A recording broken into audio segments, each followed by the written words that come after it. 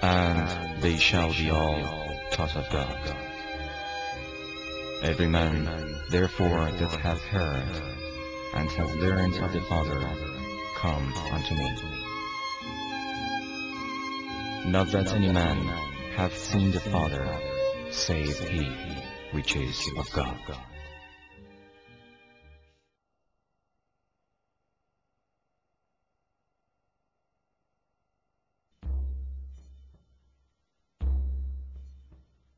The world had to wait for the autumn of 1603 to witness those fateful events on this side of the globe. A bitter and tragic episode which left its scars for eternity. Shah Abbas I, heir to Muhammad Khudabande, ascended the throne in the year 1586. He was obsessed with conquering Armenia to avenge his father's defeat by the Ottomans and his retreat from their ancestral realm 3 years before.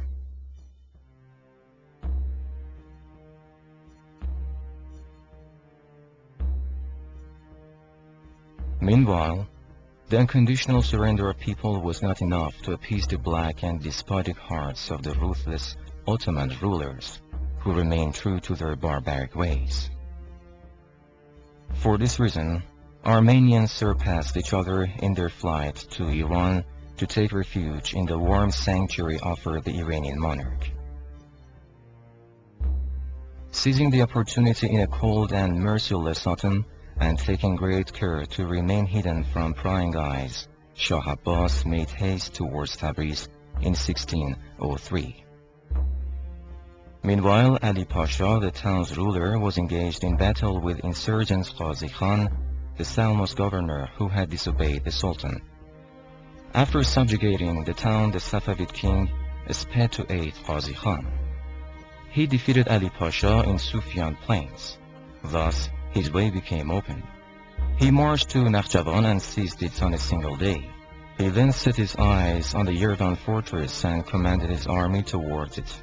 But it took 7 months of relentless battle to break the castle's resistance, and once inside he put everyone to blade and moved up to the Qar's frontier post. When the news of Iranian victories reached Istanbul, Sultan Ahmad immediately mobilized an army under the command of General Jalal Oghli and dispatched it to confront Shah Abbas. The Shah of Iran became aware of the huge Ottoman preparation.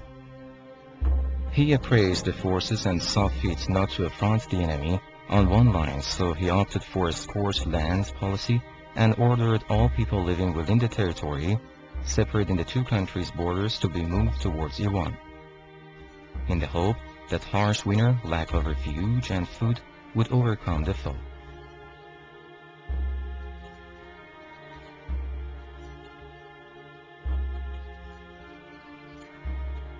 This territory was Armenia, with once magnificent monuments, large gardens, huge farms, high sky, and a generous sun.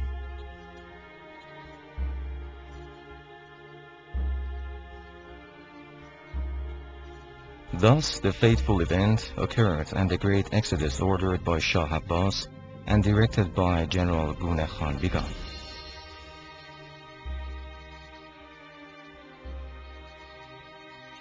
The army quickly spread to every town and villages, creating a calamitous scene.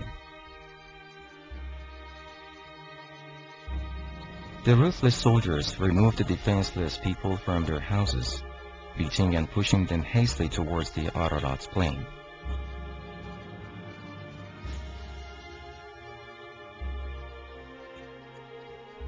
Roofs crumbled, trees fell, and belongings were looted. Large farms went up in flames, and lush plains were left barren and desolate, but the worst was yet to come. When Shah Abbas learned that Jalal-Oghli had reached Nakhichevan, he ordered the migrants to immediately cross the Zayandeh River.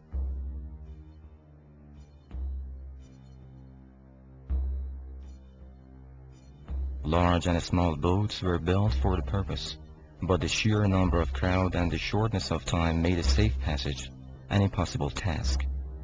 So people were pushed into the river at the mercy of the current.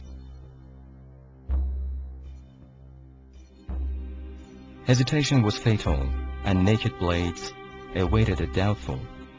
Hence, those who could hurried on board the boats, and the rest were forced to brave the waters. After passing the difficult mountains, the king ordered the beaten and desperate people to settle in Tarum, Khalkhal, Ahar, and Meshkan for winter, but already many young and old and either drowned in merciless waters or succumbed to the challenges of harsh mountain path.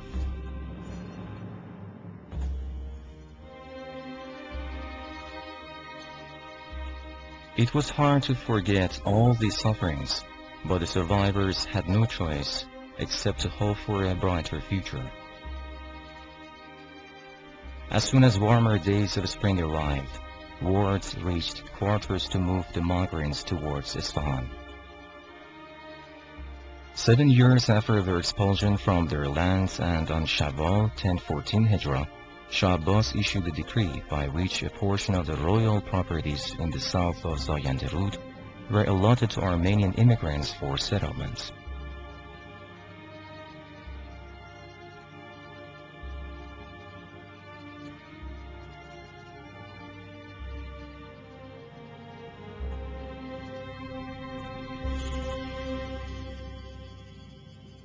Thus, a new Julfa was born in Esfahan to keep the memory of a lost homeland alive. And so churches were constructed soon after to make the new people feel more at home.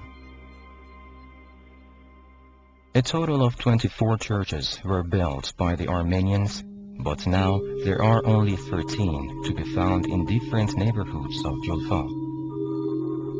The most important is a monastery called Armeniapedia, meaning the Savior, or the Vank Cathedral. It may well be a reminder of another Savior in the old Armenia, whose spirit has resurrected here once again.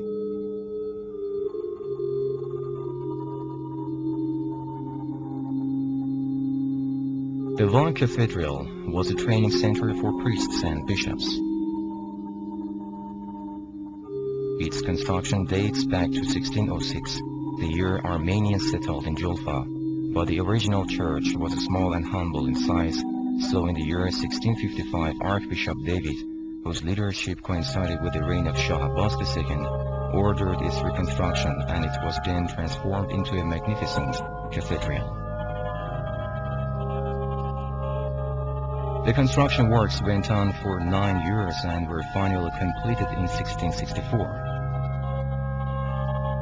Although some alterations are still made from time to time, like the recent addition of a library and a museum, but now and after so many years, the Vank Cathedral has gained world fame as a sacred place, museum and library housing many valuable Armenian artifacts.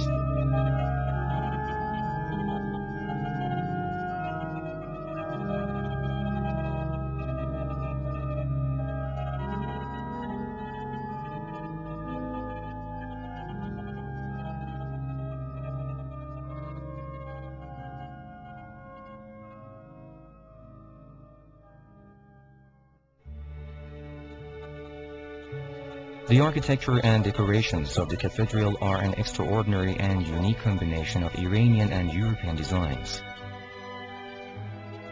Its dome resembles the ones found in the genuine Iranian Islamic mosques as well as the Christian holy places.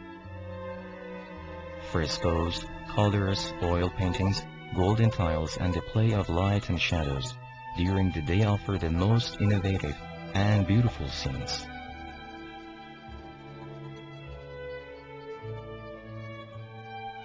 The high altar is smaller in comparison with other churches. It displays the resurrection of Christ and bears the date 1109.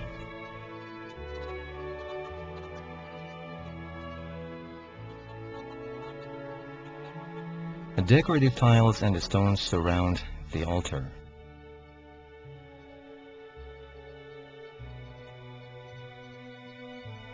The cathedral's walls, however, are decorated with religious frescoes, floral designs, and gilded decorations.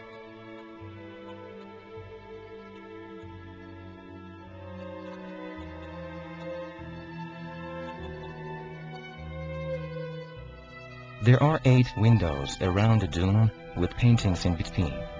These are the works of Safavid era artists and reflect the particular thoughts and tenets of Armenian people.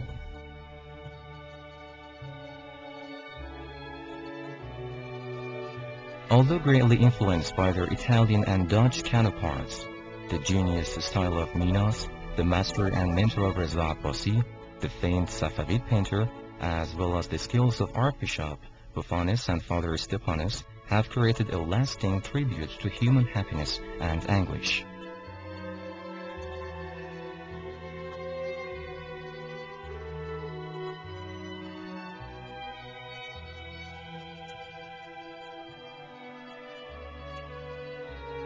Despite all appearances, a glance at all the hidden angles reveals searching and sorrowful expressions on seemingly frozen faces that speak of deep sense of solitude in a strange land away from home.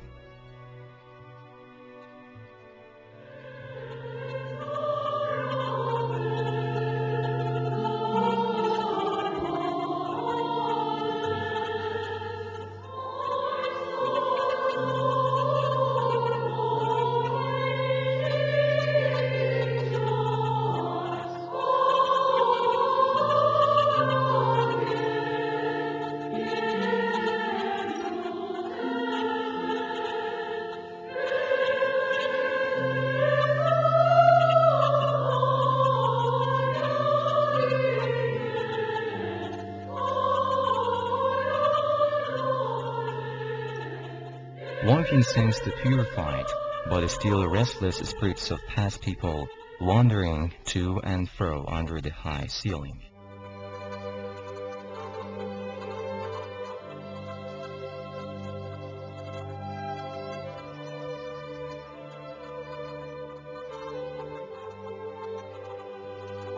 When the cathedral ceiling gets painted in Iranian style and the walls combined with pictures and images of Christian tradition, it is naturally the result of the combination of a host and a new culture.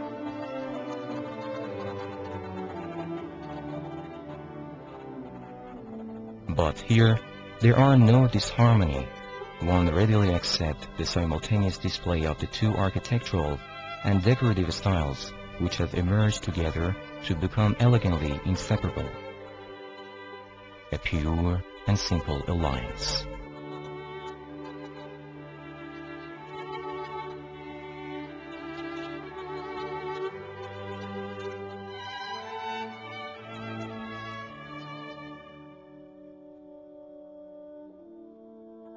The Church of Bethlehem was built in 1628 through the efforts of Haji Petrus.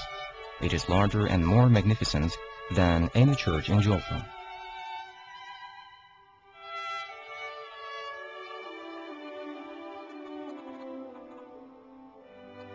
Standing quite unsupported, its double-layered dome is higher than any other. In addition to these architectural features, the paintings in this church are much more refined than the ones seen in Vank Cathedral.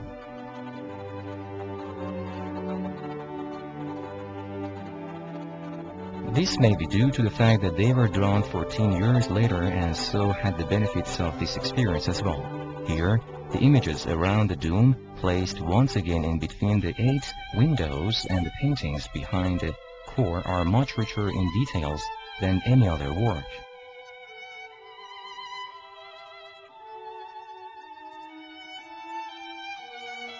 There are ample examples of such duality and peaceful harmony among the different images in the Church of Bethlehem.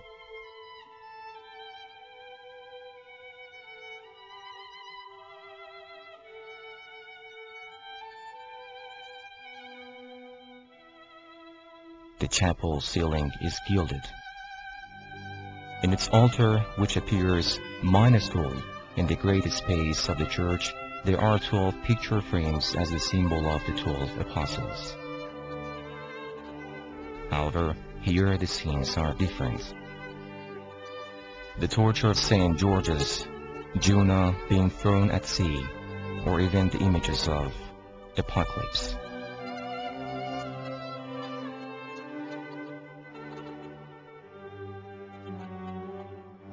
The altar's arch, painted in blue with golden floral arabesques that inspire peace, as if they could remove all anxieties and tensions to make way for tranquility.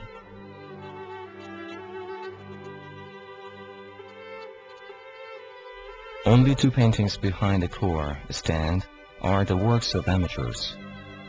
The rest were clearly drawn by meticulous and skillful hands.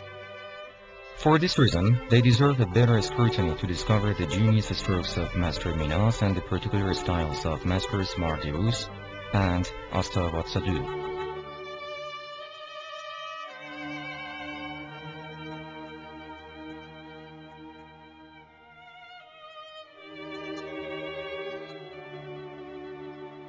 These images resemble closely those in Vank Cathedral.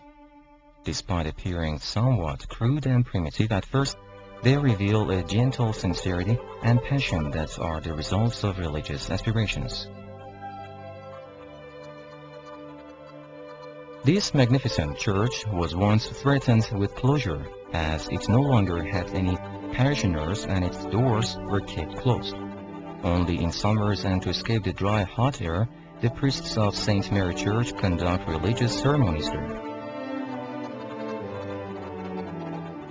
The northern arch is cracked and the church displays clearly proofs of wearing.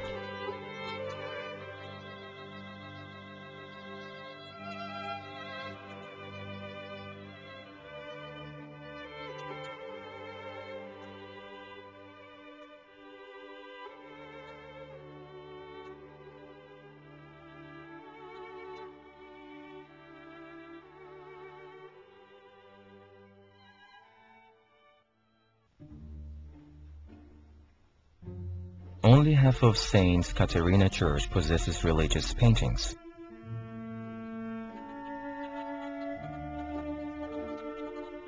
Its ceiling is decorated in floral patterns, but they are not very attractive, and the image in the altar depicts the scene of crucifixion.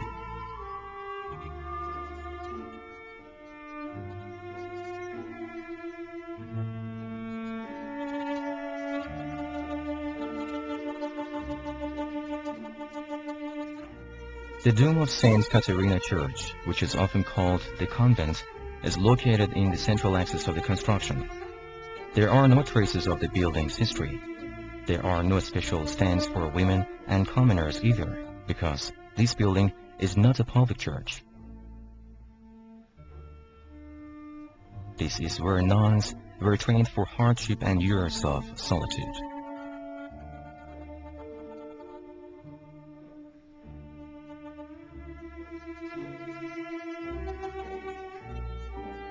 According to the few documents available, this convent was built in the year 1623 by Khaja Yerevan. It is older than the Church of Bethlehem.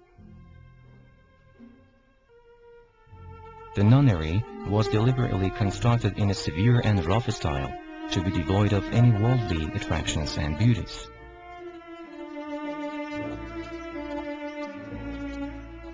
In the east, north, and south wings of the church, there are 33 quarters for the nuns.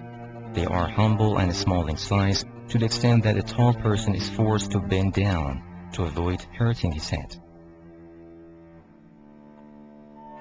The doorways are also small and the passages are quite narrow. These may be intentional as they are symbols of the last journey or the human loneliness in grave.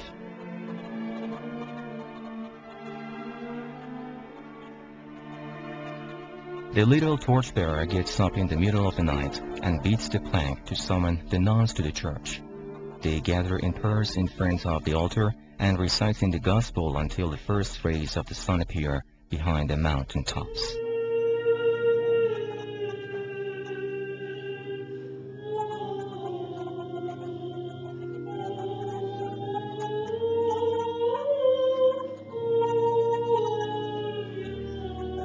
According to one legend, 3 nuns called Evesena, Takuli, and Hiripsime migrated to Iran along with other Armenians.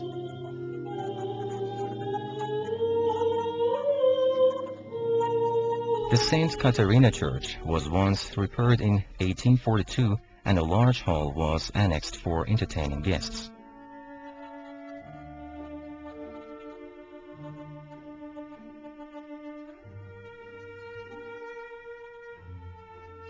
Fear them not, therefore, for there is nothing covered that shall not be revealed, and hid that shall not be known. What I tell you in darkness, that speak ye in light, and what ye hear in the ear, that preach ye upon the housetops. The date the Hufanes Megaredich church was constructed is mentioned in an old and worn-out parchment. It was first dedicated to Saint Mary, but after a popular legend was associated with it, it is now called the Saint John the Baptist Church.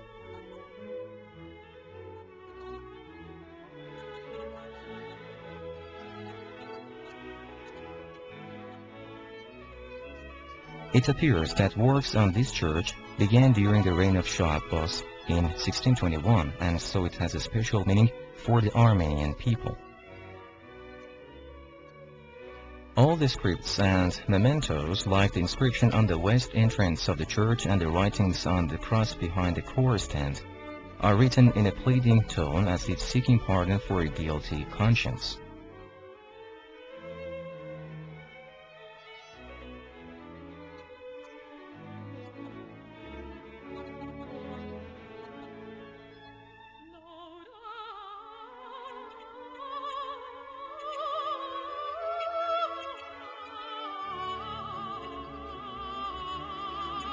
He saved me when I had fallen, for he is the Lord who riseth the fallen.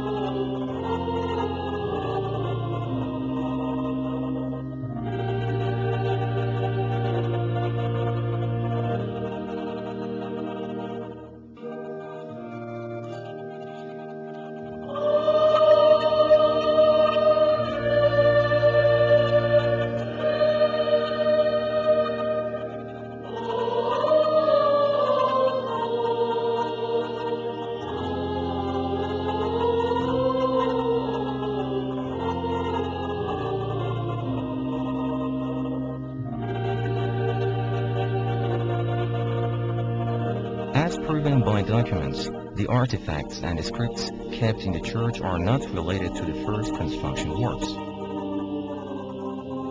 One inscription presents a history of the painting in the altar, while another is the commemoration plate on the latest balcony built in the year 1693, or even the writings above the entrance, which reveals the date of the door and the threshold's construction. Each of the church's elements was built gradually and has its own particular history. The summer chapel is located in the south of this monument. It was constructed in 1774 with the name of its founder engraved on top. However, this name was erased in 1847 following minor repairs.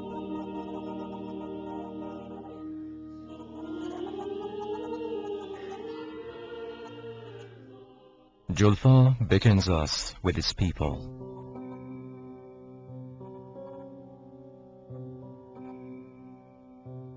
Alleys and its many churches.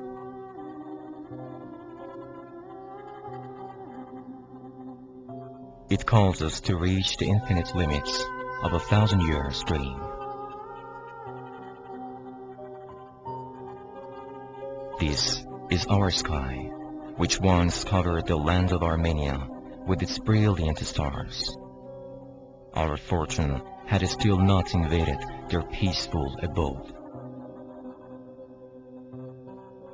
It is a long time since my lucky stars shine over this land, here in Isfahan's Jolfa, with its people, alleys, and its many churches.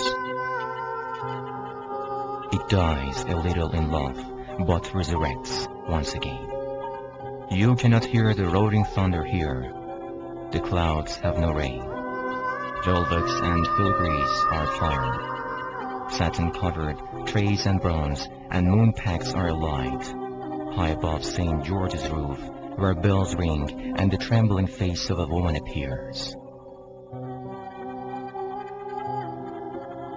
A woman who holds all the beauties of the world for an eternity.